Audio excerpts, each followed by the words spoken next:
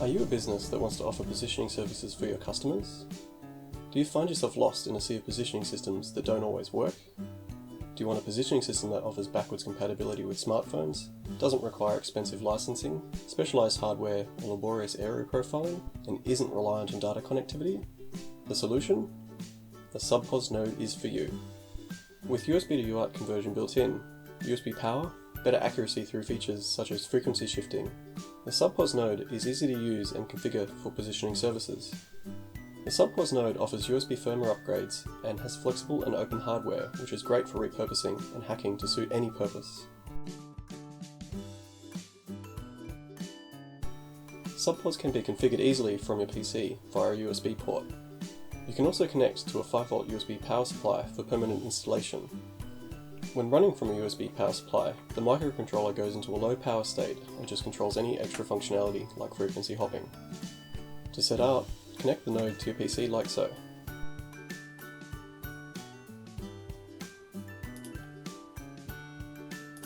Now, we need to determine the position of the nodes. Here I've mapped out an area in Google Earth that I want to enable positioning in.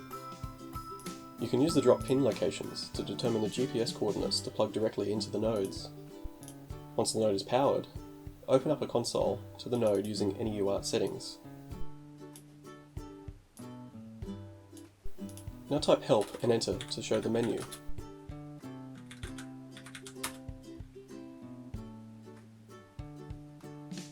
The show command lists any currently configured information.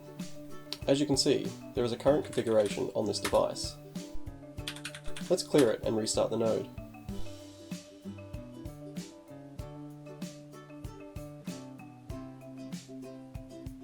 Now that the settings have been cleared, the easiest way to configure the node is to use the configuration wizard.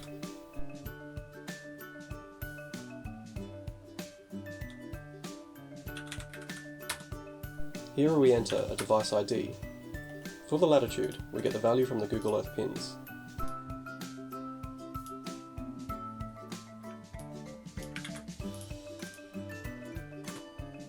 Do the same for the longitude.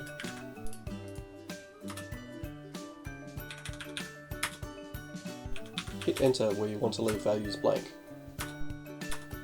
For the path loss selection, we enter a value of 2, which corresponds to an indoor environment with clear conditions as part of the standard. Now save the config.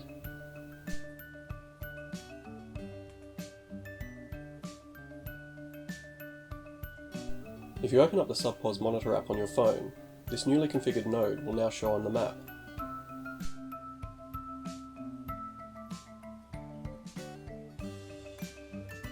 You can check details of the node, shown in red, and the calculated position, shown in blue.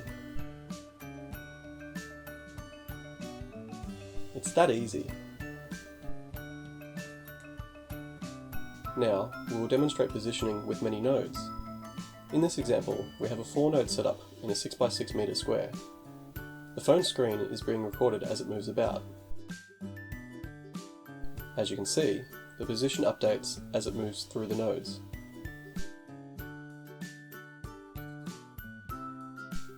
Currently this is just a raw calculation for each position without path prediction.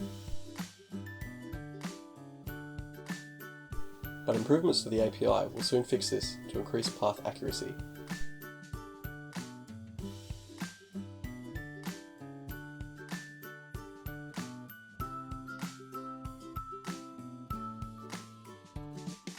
So where to from here?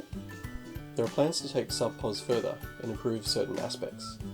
The next revision of the node will be a pure RF solution using a 2.4 gig radio that just generates beacon frames, rather than using the ESP modules. A remote configuration feature will soon be implemented to allow you to remotely configure nodes via a simple smartphone application. A SubPos receiver is also in the works to be available as a low-cost positioning receiver for drones and the like. Room zoning will be added to the standard and API to ignore other nodes when in a specific room to obtain better positioning and to mitigate multipath effects. An improved positioning API through dead reckoning, better averaging and trilateration, as well as error circle indication will also be added. Finally, the SubPos node is ready for crowd-funded hardware manufacturing. The nodes also have full open hardware support for the community to hack to their heart's content.